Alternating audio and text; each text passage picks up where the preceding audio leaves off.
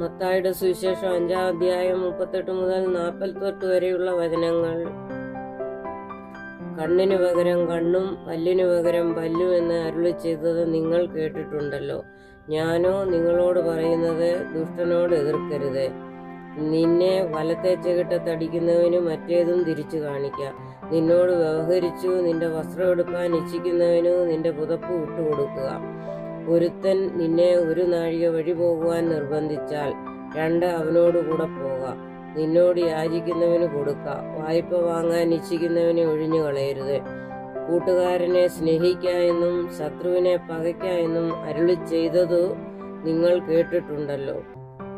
ഞാനോ നിങ്ങളോടു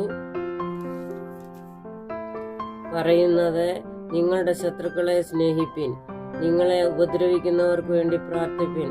സ്വർഗസ്ഥനായ നിങ്ങളുടെ പിതാവിനു പുത്രന്മാരായി തീരേണ്ടതിന് തന്നെ അവൻ ദുഷ്ടന്മാരുടെ പോലും നല്ലവരുടെ മേലും തന്റെ സൂര്യനെ ഉദിപ്പിക്കുകയും നീതിമാന്മാരുടെ മേലും നീതികെട്ടവരുടെ മേലും മഴ പെയ്യിക്കുകയും ചെയ്യുന്നുവല്ലോ.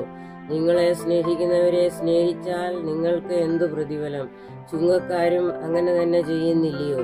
സഹോദരന്മാരെ മാത്രം വന്ദനം ചെയ്താൽ നിങ്ങൾക്ക് എന്തു വിശേഷം ചെയ്യുന്നു? ജാതികളും അങ്ങനെ തന്നെ ചെയ്യുന്നില്ലയോ? ആകയാൽ നിങ്ങളുടെ സ്വർഗീയ പിതാവ് സൽഗുണപൂർണനായിരിക്കുന്നത് പോലെ നിങ്ങളും സൽഗുണപൂർണരാകുവിൻ. ബാരക്കുമോർ.